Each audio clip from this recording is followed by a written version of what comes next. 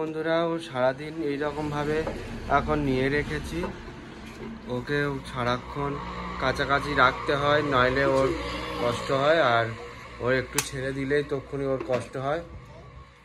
যারা যারা দেখছো দেখতে পাচ্ছ তোমরা এখানে, ও একদমই হাঁটতে পারছে না। আগে তবু হাঁটতে পারতো, এখন করে একদমই হাঁটতে পারে না। একদম চোখ মুখ কালো হয়ে গেছে, সারা শরীরে অক্সিজেন পৌঁছাচ্ছে না, ডাক্তাররা সেটাও বলেছে। এখন ভাত খেয়ে উঠে এখন এটা ওটা খোলাখুলি করছে, কি আছে না আছে, এখনো খাবে, কিছু একটা খেতে চাইছে। তার উপরে ওরও যে বুকের টিউমার, সেটাও নাকি যন্ত্রণা হচ্ছে। যে ভগবান, কোন দিকে যে যাব।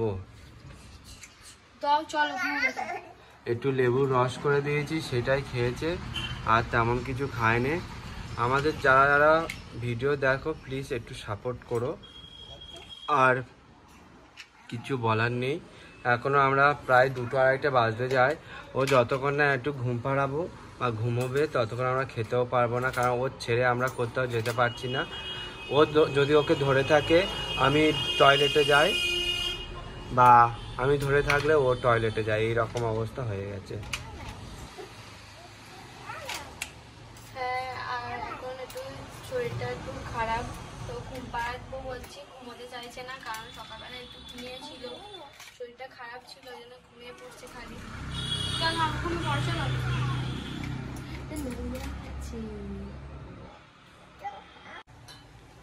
তো আজকে সেরকম কিছু রান্নাও হয়নি, আর সত্যি বলতে কারোর মন মেজাজ ভালো নয় যে কিছু রান্না করে কিছু খাওয়ার মতো। সবাই একসাথে থাকি, তাই এই ডাল আর চুনো মাছ এনেছিল, সেই চুনো মাছ ভাজা, সেই দিয়ে খাওয়া হচ্ছে। একটুখানি আমার মা ধরেছে, মানে ওর শাশুড়ি ধরেছে মেয়েকে, নাহলে ওর না ধরলে আমরা কেউ খেতে পারি না। সারাক্ষণ কাজকর্ম সব কিছু বন্ধ দিয়ে এখন বাড়িতেই পড়ে আছি মেয়েকে নিয়ে।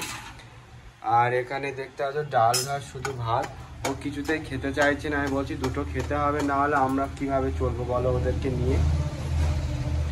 সেই হিসেবে এখন ও দুটো খেয়ে নিলে আমিও খেয়ে নেবো। তো সকালবেলা এই ওর ফোন করেছিলাম, এই অবস্থা, তো এক্ষুনি ও ছুটে এসছে মেয়েটা দেখার জন্যে। তো এখানে এই মেয়েটা দেখ, আমার মামা মোর বারণ করি এইসব খেতে, ডাক্তার বারণ করে, তবু সে দেখতে পেয়েছে, দেখতে পেয়ে ওই কিনে এনেছে। ওইগুলো খেলে ওর ভালো নয়, এরা এখানে নিয়েছে আর ওই নিয়ে ওই খাচ্ছে। বারণ করছি খাস না খাস না, শরীরটা আগের থেকে শরীর খারাপ হয়ে গেছে, তবু ওইখানে খেওনি মা, পপকর্ন খেয়ে, পপকর্ন ভালো তো, তেলে ভাজা, ঠোঁটটা আগের থেকে কালো কালো লাগছে। আমি বলছি খাস না খাস না।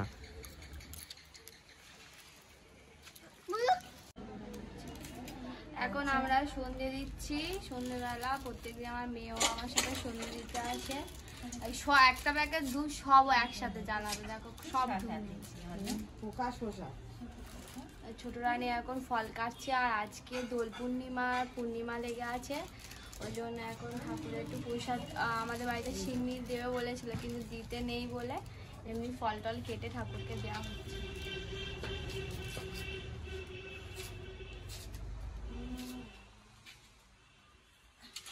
মশা এখানে